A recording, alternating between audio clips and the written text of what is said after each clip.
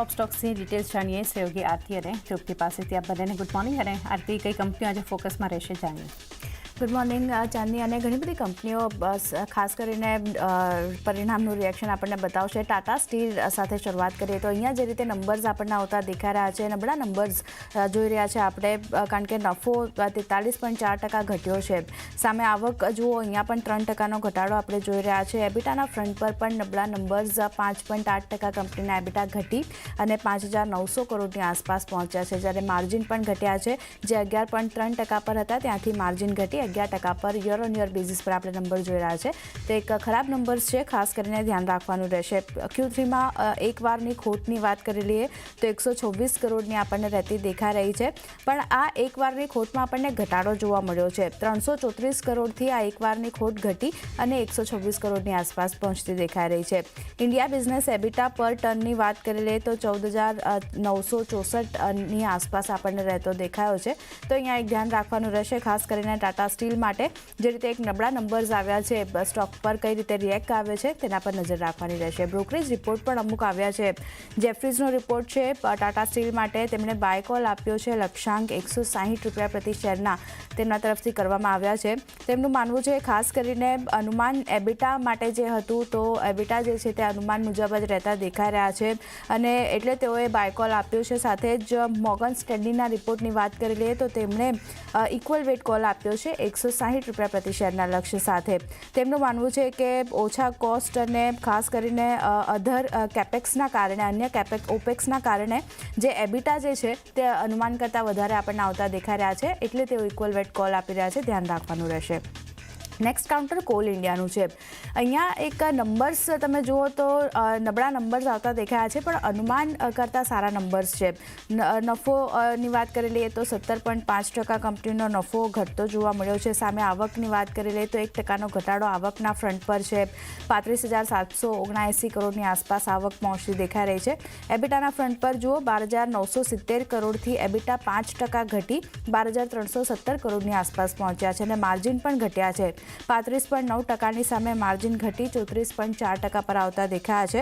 આંકડા આશા મુજબ રહેતા દેખાયા છે. માર્જિન થોડા ઓછા, અનુમાનથી ઓછા ઘટ્યા છે. એને કારણે એક પોઝિટિવિટી થોડી ઘણી કોલ ઇન્ડિયા બતાવી શકે છે અને કંપનીએ ખાસ કરીને ₹5.60નું જે ઇન્ટરમ ડિવિડન્ડ જે છે તે અહીંયાથી જાહેર કર્યું છે. તો એક ખાસા ફોકસ જે છે ખાસું તે અહીંયા રાખવાનું રહેશે.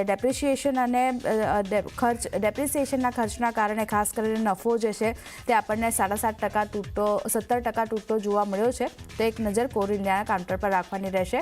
નબળા નંબર્સ છે, પણ અનુમાન કરતાં થોડા સારા આવતા દેખાયા છે. ધ્યાન રાખવાનું રહેશે. બ્રોકરેજ રિપોર્ટ અહીંયા પણ આવતા દેખાયા છે. મોર્ગન સ્ટેન્લીનો રિપોર્ટ છે. તેમણે ઓવરવેટ કોલ આપ્યો છે 525 રૂપિયા પ્રતિ શેરના લક્ષ્ય સાથે. ખાસ કરીને તેઓ માની રહ્યા છે અનુમાન કરતાં એબિટા જે છે તે વધુ આવતા દેખાઈ રહ્યા છે. સાથે જ એટલે તેઓ ઓવરવેટ કોલ આપી રહ્યા છે. અને મોતીલાલ ઓસવાલના રિપોર્ટની વાત કરી લઈએ કોલ ઇન્ડિયા પર, તો બાય કોલ તેમના તરફથી છે 480 રૂપિયા પ્રતિ શેરના લક્ષ્ય સાથે. કોલ ઇન્ડિયા પર ધ્યાન રાખવાનું રહેશે. બેન્કિંગમાંથી ફેડરલ બેંકના પરિણામ આપણે આવતા જોયા. અહીંયા એક મિશ્ર નંબર્સ છે, કારણ કે નફો 5% ઘટ્યો છે, 955 કરોડની આસપાસ પહોંચ્યો છે. પણ સામે NII જુઓ, 14.5% બેંકના NII વધતા જોવા મળ્યા છે. ગ્રોસ NPA, નેટ NPAના ફ્રન્ટ પર વાત કરી લઈએ તો અહીંયા એક ઘટાડો આપણે જોઈ રહ્યા છે. નંબર્સ વાઇઝ પહેલાં જોઈએ તો ગ્રોસ NPA જે છે 4,884 કરોડથી ઘટી અને 4,553 કરોડની આસપાસ પહોંચ્યા છે. અને નેટ NPA જુઓ, અહીંયા પણ ઘટાડો જોઈ રહ્યા છે આપણે. 1,131 કરોડની આસપાસ ઘટીને આ નેટ NPAના આંકડા આવતા દેખાયા છે. પર્સન્ટેજ વાઇઝ જોઈ લઈએ તો જે ગ્રોસ NPA રેશિયો 2.09% પર હતો ત્યાંથી ઘટી 1.95% પર આવતો દેખાયો છે. અને નેટ NPA રેશિયોમાં પણ એક ઘટાડો આપણે જોઈ રહ્યા છે QOQ બેઝિસ પર. તો એક ધ્યાન રાખવાનું રહેશે ફેડરલ બેંકના કાઉન્ટર માટે. યુનિયન બેંક ઓફ ઇન્ડિયાના પણ પરિણામ અહીંયા આવતા દેખાયા હતા. અહીંયા નજર કરી લઈએ તો 28% બેંકનો નફો વધતો જોવા મળ્યો છે. NIIની વાત કરી લઈએ 0.8% બેંકના NII વધ્યા છે, 9,240 કરોડની આસપાસ પહોંચ્યા છે. Gross NPA, net NPA numbers wise જોઈએ તો જુઓ, અહીંયા એક ઘટાડો આપણે જોઈ રહ્યા છે. ગ્રોસ NPA ઘટીને 36,554 કરોડની આસપાસ પહોંચ્યા છે. જ્યારે નેટ NPA અહીંયા પણ એક ઘટાડો જોઈ રહ્યા છે, 7,568 કરોડની આસપાસ આ નંબર્સ આપણને આવતા દેખાયા છે. રેશિયો વાઇઝ વાત કરી લઈએ તો ગ્રોસ એનપીએ ઘટીને 3.85% પર આવતા જોવા મળ્યા, જ્યારે નેટ એનપીએ 0.82% પર આવતા દેખાયા છે. અને પ્રોવિઝનની વાત કરી લઈએ ખાસ કરીને તો ત્યાં પણ એક ઘટાડો આપણે જોઈ રહ્યા છે. જો QOQ બેઝિસ પર જે 1712 કરોડ પર હતો ત્યાંથી પ્રોવિઝન ઘટી 1599 ની આસપાસ આપણને કરોડની આસપાસ પહોંચતા દેખાયા છે. તો એક ધ્યાન રાખવાનું રહેશે. યુનિયન બેંકના કાઉન્ટર માટે પણ અહીંયા પણ એક પોઝિટિવિટી જોવા મળી શકે છે, ધ્યાન રાખવાનું રહેશે. રેલટેલના કાઉન્ટર પર નજર કરી લઈએ તો અહીંયા પણ પરિણામ જે રીતે આવતા દેખાયા છે મિશ્ર નંબર્સ છે, કારણ કે પ્રોફિટ 4.7% વધ્યો છે, સામે આવકમાં 14.8%નો સારો એવો ઉછાળો આપણે જોઈ રહ્યા છે. પણ એબિટાના ફ્રન્ટ પર દબાણ બનતું દેખાયું છે. 6.6% કંપનીના એબિટા ઘટી 121 કરોડની આસપાસ પહોંચ્યા છે, જ્યારે માર્જિનની વાત કરી લઈએ તો ત્યાં પણ ઘટાડો જોઈ રહ્યા છે. 19.4%ની સામે માર્જિન ઘટી અને 15.8% પર આપણને રહેતા દેખાયા છે. તો રેલટેલના કાઉન્ટર પર એક નજર રાખવાની રહેશે. મિશ્ર નંબર્સ જે રીતે આવતા દેખાયા છે, એબિટા માર્જિન ઘટ્યા છે પણ નફો અને આવક વધી છે, ધ્યાન રાખવાનું રહેશે. મહિન્દ્રા લોજિસ્ટિક્સની વાત કરી લઈએ તો અહીંયા એક નંબર્સ જુઓ, ખાસ કરીને સૌથી પહેલાં ખોટની વાત કરી લઈએ તો કુલ ખોટ જે 17.4 કરોડની હતી તેની સામે આ ખોટ ઘટી અને હવે 7.2 કરોડ પર આપણને રહેતી જોવા મળી છે. સામે આવક જોઈએ તો 14.1%નો વધારો આપણે આવકના ફ્રન્ટ પર જોઈ રહ્યા છે. એબિટાના ફ્રન્ટ પર સારા નંબર્સ જોઈ રહ્યા છે આપણે. 41.2% કંપનીના એબિટા વધી 73 કરોડની આસપાસ પહોંચ્યા છે. અને માર્જિનની વાત કરી લઈએ તો ત્યાં પણ એક સુધારો છે. 3.7%ની સામે માર્જિન સુધરી 4.6% પર આવતા દેખાયા છે. તો સારા નંબર્સ છે. મહિન્દ્રા લોજિસ્ટિક પોઝિટિવિટી બતાવી શકે છે, ધ્યાન રાખવાનું રહેશે. IGL નેક્સ્ટ કાઉન્ટર, અહીંયા પણ આપણને રિએક્શન જોવા મળશે. મિશ્ર નંબર્સ છે. નફો 33.7%નો મોટો ઘટાડો આપણે જોઈ રહ્યા છે, પણ સામે આવકમાં મામૂલી એવો 1.7%નો ઉછાળો જોવા મળ્યો છે. એબિટાના ફ્રન્ટ પર જુઓ 32% કંપનીના એબિટા ઘટતા દેખાયા છે, લગભગ 363 કરોડની આસપાસ પહોંચ્યા છે. QOQ બેઝિસ પર નંબર જોઈ રહ્યા છે ત્યારે. અને માર્જિન પણ ઘટ્યા છે. 14.5%ની સામે 9.7% પર માર્જિન આવતા દેખાયા છે. સાથે જ વોલ્યુમની વાત કરી લઈએ તો અનુમાન હતું 9.10 MMSCMD રહેવાનું, એની સામે વોલ્યુમ 9.11 MMSCMD આપણને રહેતું જોવા મળ્યું છે. તો નજર રાખવાની રહેશે. એક વોલ્યુમમાં પણ થોડો ઘણો અનુમાન કરતા નંબર્સ જે છે તે સારા આવતા દેખાયા છે, ધ્યાન IGLના કાઉન્ટર પર રહેશે. પિરામલ એન્ટરપ્રાઇઝ મારા તરફથી છેલ્લું કાઉન્ટર, અહીંયા જે રીતે અહીંયા જે પરિણામ બનતા દેખાઈ રહ્યા છે વાત કરી લઈએ તો NII 43% આપણને ઘટતા દેખાયા છે. સામે એબિટાની વાત કરી લઈએ તો અહીંયા એક ઘટાડો આપણે જોઈ રહ્યા છે. 1205 કરોડની સામે કંપનીના એબિટા ઘટી 1074 કરોડની આસપાસ પહોંચતા દેખાયા છે. સાથે જ માર્જિન જુઓ, અહીંયા પણ ઘટાડો આપણે જોઈ રહ્યા છે. 48%ની સામે માર્જિન ઘટી અને 43% પર આવતા દેખાયા છે. તો એક નંબર્સ જે રીતે ખરાબ આવી રહ્યા છે પિરામલ એન્ટરપ્રાઇઝીસના કાઉન્ટર પર પણ ધ્યાન રાખવાનું રહેશે.